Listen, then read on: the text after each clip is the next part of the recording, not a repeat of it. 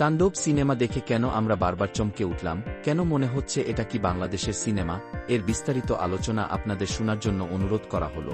রায়হান রাফির সিনেমা সম্পর্কে বেশ আগে থেকেই ধারণা ছিল। পরাণ সিনেমার পর সাম্প্রতিক সময়ে তার সব কাজই প্রশংসিত হচ্ছে। বর্তমানে ঢালিউডের আলোচিত নির্মাতাদের একজন তিনি। অন্যদিকে প্রিয়তমা সিনেমার পর সবকটি সফল সিনেমা দিয়ে ক্যারিয়ারের পুনর্জন্ম হয়েছে শাকিব খানের। কদিন আগে নিজেই তিনি জানিয়েছেন কথা। এই জুটির দ্বিতীয় সিনেমা তাণ্ডব মুক্তির আগেই আলোচনায় এসেছে, সারা দেশে ঝড় উঠেছে। তুফান সিনেমার পর চেনা জুটি রাফি শাকিব কি এবার পারলেন দর্শক মনকে শতভাগ জয় করতে? এটুকু বলা যায়, দিন দিন চেনা রাফিও বদলে যাচ্ছেন। চেনা চোখে তিনি আর গল্প বলবেন না, তাণ্ডব দেখে বোঝা গেল। বরাবরের মতো ননলিনিয়ার এই উপস্থাপনা ভালো লেগেছে।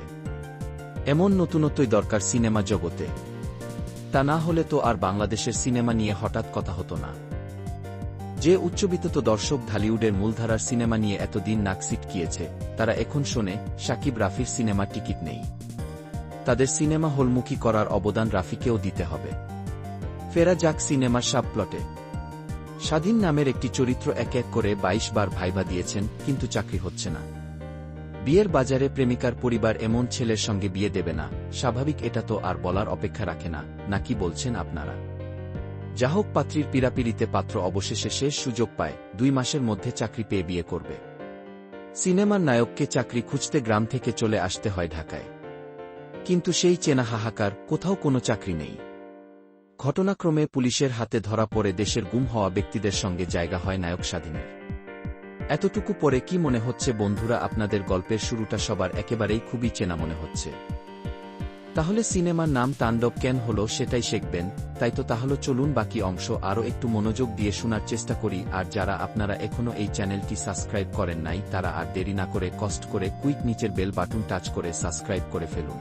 ধন্যবাদ। তো আর দেরি না করি, বেকারত্বের গল্পকে মূল গল্প ভাববেন না, এটা সামান্য একটা অংশ। গল্পের এই গাঁথুনি সিনেমাটিকে ড্রামা জনেরা থেকে থ্রিলার হয়ে ওঠার নিয়ামক হিসেবে কাজ করেছে।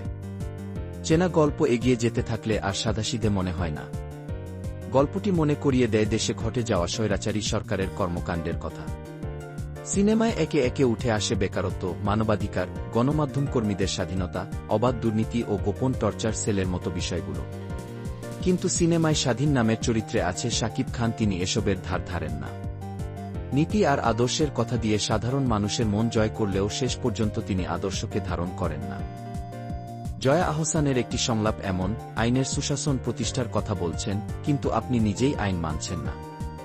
এই সংলাপের মধ্যে লুকিয়ে রয়েছে অর্থ, যা দর্শক সারিতে প্রশ্ন ছুড়ে দেয়, শাকিব খান কি আবার খলচরিত্রে অভিনয় করেছেন, যেমনটা দেখা গিয়েছিল কি সেই তুফান সিনেমায়, নাকি তাণ্ডব সিনেমায় শাকিব এক রহস্যের জাল বিছিয়েছেন সিনেমাটিতে? যাহোক, একটি টেলিভিশনের আবহাওয়ার খবর দিয়েই সিনেমা শুরু হয়। কোনো বিপদ সংকেত নেই, তবে মানুষ সৃষ্ট বিপদ যে ঘনিয়ে আসছে সেটা খবর শেষ হওয়ার পরই বোঝা যায়। একেবারে যেন 10 নম্বর বিপদ সংকেত। র্যাপ গানের তালে ঢাকার অলিগলি রাজপথ পেরিয়ে একদল লোক কোনো একটি অভিযানে যাচ্ছে। তাদের মুখে মাঙ্কি মাস্ক। তাদের দেখা যায় একটি বাসে। বোঝা যায় বিশাল কোনো সন্ত্রাসী বাহিনী। টেলিভিশনে হামলা চালিয়ে সারা দেশের মানুষের মনোযোগের কেন্দ্রবিন্দুতে চলে আসে। মাঙ্কি বাহিনীর অভিযান যখন সিনেমাকে আরও বেশি গতি দেওয়ার কথা, সেখানে সিনেমাটি এবার ধীরগতিতে চলে আসে। চরিত্রের বৈচিত্র্যগুলো যেমন কখনো প্রেমিক, কখনো অভিমানী, কখনো সহজ সরল এক যুবক, আবার ভয়ঙ্কর প্রলয় তৈরি করে এমন একাধিক চরিত্রে মানিয়ে যাওয়া চারটিখানি কথা নয়। শাকিবের ডায়ালগ বলার ধরন, সংলাপের মধ্য দিয়ে ক্ষোভ, আবেগ প্রকাশ, অভিব্যক্তির চাহনি শাকিব খানকে আলাদা করে। কোনো দৃশ্যে এখন আর বাড়তি অভিনয় মনে হয় না এই ঢালিউড তারকার। 3 ইডিয়ট সিনেমায় যেভাবে আমির খান মানিয়ে যান শিক্ষার্থীর চরিত্রে, তেমনি শাকিব খানকেও শিক্ষার্থীর চরিত্রে মেনে নিতে কষ্ট হয় না। এছাড়া গোপন কারাগারে পুলিশের সঙ্গে শাকিব মধ্যে দীর্ঘ সময়ের একটি মারপিট দৃশ্য আছে, সেটাকে অতিরঞ্জিত মনে হয় না। কোরীয় বিখ্যাত সিনেমা দ্য ওল্ড বয় এ একই কায়দায় দীর্ঘ সময় ধরে মারপিট করতে দেখা যায়, যা পরে সারা দুনিয়ার বহু নির্মাতাকে উৎসাহিত করেছে। চরিত্রের জন্য শাকিবের পরিশ্রম ফুটে ওঠে পর্দায়। প্রশ্ন থেকে যায়, 2 ঘন্টা 9 মিনিটের গল্পকে একাই কি টানতে পেরেছে নায়ক শাকিব খান? সেখানে হয়তো শাকিব পুরো মার্ক পাবেন না। বিরতির পর গল্পের টার্নিং পয়েন্ট দর্শকদের ধরে রাখলেও একসময় আবার চেনাচোখে মনে হয় সিনেমাটি হয়তো শেষ। একজন সেই সময় বিরক্তি নিয়ে বের হওয়ার পথেও হাঁটার প্রস্তুতি নেন। কিন্তু তখনও সিনেমা চূড়ান্ত রহস্যের খোলস ভাঙেনি। গল্পের শেষ ৩০ মিনিট তাণ্ডবকে নতুন উচ্চতায় নিয়ে যায়। এখানে পরিচালক ক্যারিশমা দেখিয়েছেন। দেশের সিনেমায় একসময় তারকাবহুল শিল্পীরা থাকলেও সেই জায়গায় দীর্ঘ সময়ে একটি গ্যাপ তৈরি হয়। সম্প্রতি বছরগুলোতে হলিউড বলিউডের শীর্ষ তারকাদের সিনেমায় অতিথি চরিত্রে অভিনয়ের প্রচলন বাড়লেও শাকিব খানের সিনেমায় এমনটা দেখা যেত না। এবার বাংলাদেশের সিনেমায় তাণ্ডব দিয়ে বড় পরিসরে অতিথি চরিত্র পেল ঢালিউড দর্শক। সিনেমায় ক্লাইম্যাক্স বাড়াতে পর্দায় আসে ধোনির দুলাল চরিত্রের অভিনেতা সিয়াম আহমেদ। তার অভিনয় দর্শকদের আটকে রাখে। অতিথি চরিত্র হলেও পর্দায় মাতিয়েছেন সিয়াম। চরিত্রের যথার্থ ব্যবহার করায় অল্প সময়ে বেশ কয়েকবার করতালি পান এই অভিনেতা। গল্প এগিয়ে নেওয়ায় তার ভূমিকা রয়েছে। পর্দায় এই সিয়ামকে আগে দেখিনি। বিশেষভাবে বলতে হবে নিশোর কথা। সুরঙ্গ সিনেমার চরিত্রকে তাণ্ডব সিনেমায় সূত্রপাত করেছেন পরিচালক, যা দর্শকদের প্রত্যাশাকে বহুগুণ বাড়িয়ে দেয়। নিশো সিয়ামের ভক্তরা প্রিয় তারকার চরিত্রের গুরুত্বের কারণে খুশি হবেন বলা যায়। আলোচনায় কেন সাবিলা আসলো? কিছুদিন আগেও নাটকের কোনো অভিনয়শিল্পী সিনেমার নায়িকা হতে চাইতেন না। সেখানে দারুণ এই সুযোগকে ফারিন মেহজাবিনদের উপর কাজে লাগিয়েছেন সাবিলা নূর। শুরুতেই তিনি বাণিজ্যিক মূল ধারার সিনেমায় সুযোগ পেলেন। নাটকের চরিত্র থেকে কতটা বের হতে পারেন সেটাই ছিল দেখার বিষয়। শাকিবের সঙ্গে অভিনয়ে তার মধ্যে কোনো জড়তা ছিল না। এমনকি নাচ দেখেও মনে হয়নি নবাগত হিসেবে এতটা স্বতঃস্ফূর্তভাবে তিনি শাকিবের সঙ্গে মানিয়ে যাবেন। শুধু সিনেমা করে গেলে হয়তো সম্ভাবনার জায়গায় নিজেকে নিয়ে যেতে পারবেন। পরিচালক রাফির আলাদা বৈশিষ্ট্য, তিনি যেমন গল্পে একাধিক টুইস্ট রাখেন, তেমনি খুঁটিনাটি প্রতিটা চরিত্রের উপর গুরুত্ব দেন। ব্যতিক্রম নয় তাণ্ডব সিনেমার পার্শ্ব চরিত্র। পুলিশের সাবেক আইজিপি চরিত্রে শহীদুজ্জামান সেলিম, স্বরাষ্ট্রমন্ত্রীর চরিত্রে আফজাল হোসেন, টেলিভিশন চ্যানেলের মালিকের চরিত্রে গাজী রাকায়াত ও প্রভাবশালী সাংবাদিক চরিত্রে জয়া আহসান। সোয়াট টিমের কর্মকর্তা FS নাইম মানানসি ছিলেন। আলাদা করে বলতে হবে জয়া আহসানের কথা। সাংবাদিক চরিত্রের নৈতিকতা, সাহসিকতা, দায়িত্বশীলতার দিকটাই তিনি দক্ষতার সঙ্গে ফুটিয়ে তুলেছেন। গল্পে যথেষ্ট গুরুত্ব পেয়েছেন এই দুই বাংলার জনপ্রিয় অভিনেত্রী। গল্পে দারুণ টুইস্ট আসে জয়া আহসানকে ঘিরে।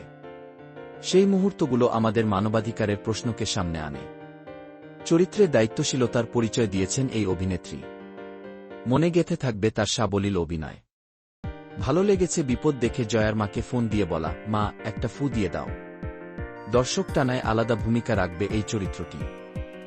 এর বাইরে রোজি সিদ্দিকী, ডা এজাজ, সুমন আনোয়ার, মুকিত জাকারিয়া, শিবা শানু থেকে শুরু করে সবার সফল চরিত্রায়ন। সিনেমাকে যেমন চরিত্রগুলো শক্ত করে বেঁধেছে, সেই সঙ্গে সিনেমার আবহ সঙ্গীত ভালো লেগেছে। গান সম্পাদনা ছিল চোখে পড়ার মতো। সিনেমায় বেশ কিছু খুঁত থাকলেও সেই প্রশ্নের উত্তর পরিচালক শেষে দিয়েছেন। তারপরও কিছু বিষয় এড়িয়ে যাওয়া যেত। জিম্মি অবস্থার মধ্যে টকশোতে আমন্ত্রিত অতিথিরা স্বতঃস্ফূর্তভাবে কথা বলেছেন। এমনকি তাদের অনুষ্ঠানে অংশ নেওয়াটাও স্বাভাবিক মনে হয়েছে। যেখানে একজন মন্ত্রী মারা গেছেন সেখানে তাদের মধ্যে কোনো চিন্তার রেখা ছিল না। কিছু জায়গায় ভয়ের আরও বেশি আবহ তৈরি করা যেত। সাবেক আইজিপি ও টেলিভিশন চ্যানেলের মালিকের মধ্যে চেয়ার নিয়ে দ্বন্দ্ব সেই মুহূর্তের সঙ্গে যায় কিনা প্রশ্ন থাকে। বাণিজ্যিক সিনেমায় গান থাকবে, কিন্তু শাকিব সাবিলার প্রথম গানটি একদমই হঠাৎ করেই চলে আসে। একই কথা বলা যায় লিচুর বাগানে গানটির কথা। হুট করেই চলে আসে। এর বাইরে রোজি সিদ্দিকী, ডা এজাজ, সুমন আনোয়ার, মুকিত জাকারিয়া, শিবা শানু থেকে শুরু করে সবার সফল চরিত্রায়ন। সিনেমাকে যেমন চরিত্রগুলো শক্ত করে বেঁধেছে, সেই সঙ্গে সিনেমার আবহ সঙ্গীত ভালো লেগেছে। গান সম্পাদনা ছিল চোখে পড়ার মতো। সিনেমায় বেশ কিছু খুঁত থাকলেও সেই প্রশ্নের উত্তর পরিচালক শেষে দিয়েছেন। তারপরও কিছু বিষয় এড়িয়ে যাওয়া যেত। জিম্মি অবস্থার মধ্যে টকশোতে আমন্ত্রিত অতিথিরা স্বতঃস্ফূর্তভাবে কথা বলেছেন। এমনকি তাদের অনুষ্ঠানে অংশ নেওয়াটাও স্বাভাবিক মনে হয়েছে। যেখানে একজন মন্ত্রী মারা গেছেন সেখানে তাদের মধ্যে কোনো চিন্তার রেখা ছিল না। কিছু জায়গায় ভয়ের আরও বেশি আবহ তৈরি করা যেত। সাবেক আইজিপি ও টেলিভিশন চ্যানেলের মালিকের মধ্যে চেয়ার নিয়ে দ্বন্দ্ব সেই মুহূর্তের সঙ্গে যায় কিনা প্রশ্ন থাকে। বাণিজ্যিক সিনেমায় গান থাকবে, কিন্তু শাকিব সাবিলার প্রথম গানটি একদমই হঠাৎ করেই চলে আসে। একই কথা বলা যায় লিচুর বাগানে গানটির কথা। হুট করেই চলে আসে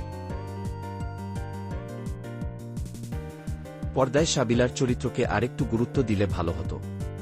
তারপরও সব মিলিয়ে ঈদে উপভোগ্য সিনেমা তাণ্ডব।